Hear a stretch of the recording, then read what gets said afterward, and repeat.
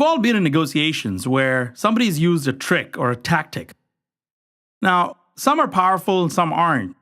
Some are ethical and some aren't. Some of these techniques and strategies are aggressive and some aren't. Be aware of them. When somebody tries one of these techniques or tricks on you, be prepared to counter it. The key is not to take it personally. We'll discuss some of the more common techniques and strategies some people use in negotiations. Let me share 9 different strategies that I've seen from a buyer's perspective that might be used on you. The first one is a higher authority. Now, this is a great tactic. The key is, if the decision makers need to arrive at consensus and there are multiple decision makers, what your client can do is avoid making a decision right then and there. What they can say is, I need to consult with my boss. I need to talk to my CFO. What do you do to counter this tactic as a salesperson? Well, the first step is always try to start the negotiation with the senior decision makers, calling in high. Your questioning strategies, in other words, asking the key question, who in addition to yourself is going to be involved in the final process of making this decision? That's a really important question to ask in an early stage of the negotiation, because what you're doing is you're taking away the other party's ability to use the higher authority approach later on in the negotiation. Now, you need to quickly recognize, if you're faced with this higher authority situation, that one of the key decision makers isn't there. So quickly say, if it doesn't make sense to negotiate as everybody's not here, could we get everybody involved? Alternatively, you too can reserve the right to reconsider any points in the negotiation. What you can say is, please go ahead and consult with your committee or consult with your CFO. Let me sleep on this and see if I come up with any changes tomorrow. Making them aware that if they walk away from the table at that point, you might walk away and come back with a different set of requirements as well from your side. In many situations, the buyer may actually have to consult somebody, such as a purchasing department or their CFO, in order to make the decision. So it's not really a ploy, it's a fact that they have to do that. Now, one of the key things is to make sure that whatever price you provide to that person has baked into it some element of wiggle room. In other words, you should be able to come back to the table with slightly different terms if you don't get what you want. In fact, you can even try to appeal to their vanity by saying, are you sure you don't have the authority? I always thought you were pretty high up in this company. A lot of customers will actually fall for that particular approach. So another way to do this is to actually say, I'm surprised. I thought you were pretty high up in the organization.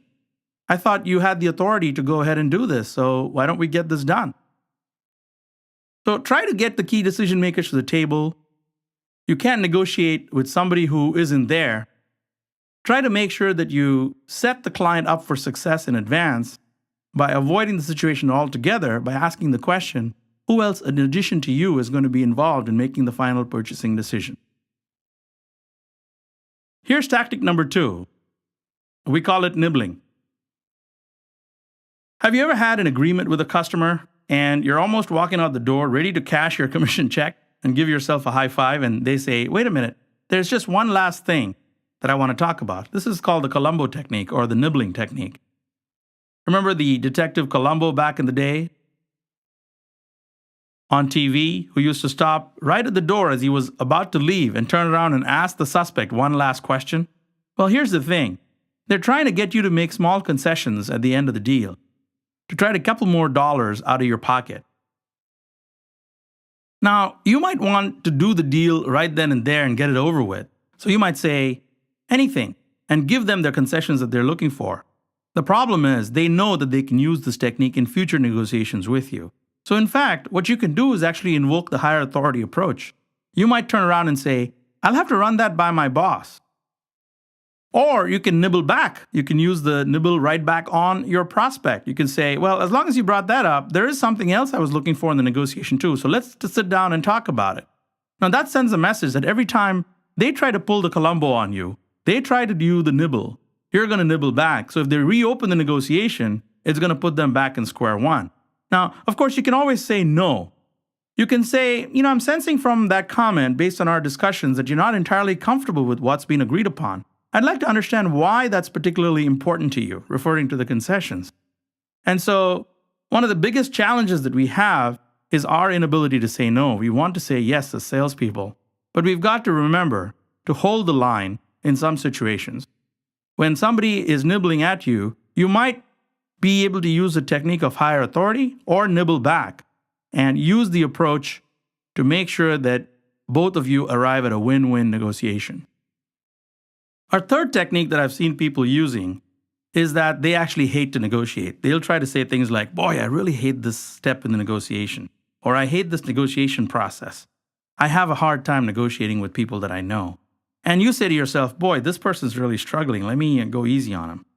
In fact, it might be a ploy. It might be a technique. So just do it back to them. And all you need to say is, hey, I hate this too. Why don't we work something out that's fair for both of us? So don't be fooled. Here they're trying to elicit your sympathy. They're relying on your pity. It's not a bad tactic if they use it once in a while. But if you have to have an ongoing relationship with the client, if they're always looking for your sympathy, you'll never be on equal terms. So the humble and helpless technique, has to be countered with humble and helpless. Here's the fourth technique, and I call it the crush technique. The crush technique is to really hear from the customer sometimes. They'll say, you'll have to do better than that if you're serious. Now, that's where they're really testing you, and the way to counter it is to test them back for commitment. Many times, salespeople are afraid to figure out if the customer is really committed to buying.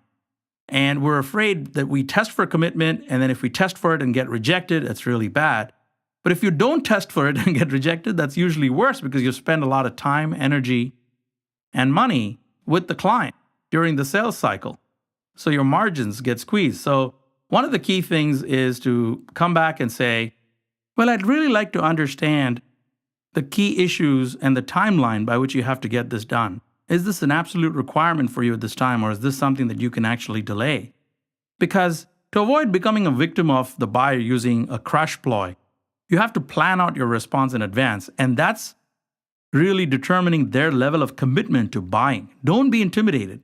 Defend your position as firmly as possible. Hold on to your concessions for as long as possible. Don't give away too much for fear of losing the deal. And if in doubt, you can always say, I need to check with my boss and use the higher authority technique to work as a team with your manager to handle the crush tactic.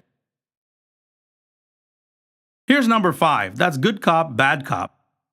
One person on the other side of a negotiation behaves really rudely, and the other person might be really quiet, reasonable, and professional. If you're trying to sell to a company, you might be dealing with one person who's working with you in good faith and negotiating fairly. They're very rational. And then another person comes in and says, forget about it. These guys don't want to meet the price. We're just going to have to go to that other company. We'll deal with them.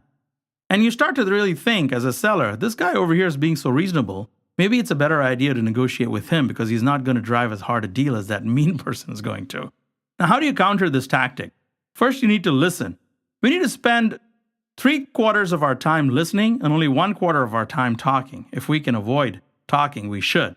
When you're negotiating and hearing a bunch of objections, one side just wants to make a point. It doesn't necessarily need to be responded to. And also have some very powerful negotiating phrases ready to roll. A good one is, we're interested in finding a fair solution for everyone. Notice you said we. And notice fair is my favorite word. I use it all the time. Because I know that the other side isn't going to turn around and say they don't want a fair solution, right? So make sure you're not intimidated by this. Don't evaluate the good cop in terms of the bad cop and the bad cop in terms of the good cop. And you might then decide to work with the good cop. Don't even treat them as separate people. Just fire off some open-ended questions to get them back in negotiation mode, back in conversation, deeply understanding their needs and interests.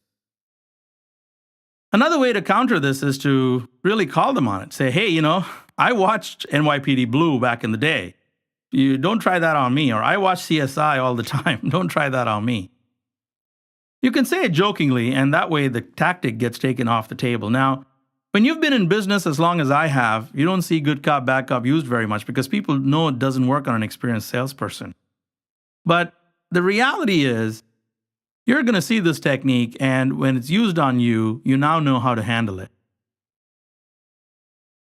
Let's take the next one. I call this the last and final offer. The other side comes in and says that this is the last and final offer, and they're really hoping that you'll concede. How do you handle it? How do you handle it when somebody draws a line in the sand? Well, the point is, you don't have to accept everything that is said on the other side at face value, because they might be trying to do things to scare you. If they already have a commitment to you in their own minds, and you figured out that they are committed to buying, then you need to negotiate from a position of strength. A counter would be to ask them what it is that they like about your company. Try to reestablish the value that really made them choose you in the first place. Nobody wants to work with the true lowest bidder, right? So what in addition to the price is going to influence your final decision? I'm sensing that we're down to a particular number, but I'd like to ask you to let me know what you know about us other than the money. What are your reasons for doing business with us? So this allows you to then focus on the value that you're bringing to the table apart from just the price. It's the equivalent of drawing a line in the sand, so you need to really get them to rethink it. The last and final technique we're going to discuss is the straw man. This is where the buyer has a list of issues that they've discussed with you, but they actually have a few decoy issues at the bottom that aren't really important to them, which we're willing to concede. Now, it's not painful for them to give up these decoy issues because they're not really compromising on something that's valuable to them. So how do you counter straw man when a buyer tries it on you? If they said that their goals are A, B, and C, and you said, can you help me prioritize those? And if they said then A is number 1, B is number 2, C is number 3, and then all of a sudden they start saying C is the most important, you could simply say, well, last week when we asked you this question, you said that A was the most important. Now I'm hearing that C is most important. Can you please tell me what's really important? So taking straw man away is about 2 questions. 1, what are your goals and objectives in the negotiation process? And can you help me prioritize those? And number 2, what are you looking for in a company like ours to have a long-term relationship? And can you help me prioritize those? What points are you looking for in a relationship? So that should take some of the straw issues they pulled out at a later point in time. That should take them off the table. So the questioning process is really important to your success. If you have good questions, you can preempt some of these negotiating ploys. So these are some of the ploys, techniques, strategies, and tricks that people might use on you from the other side of the negotiating table.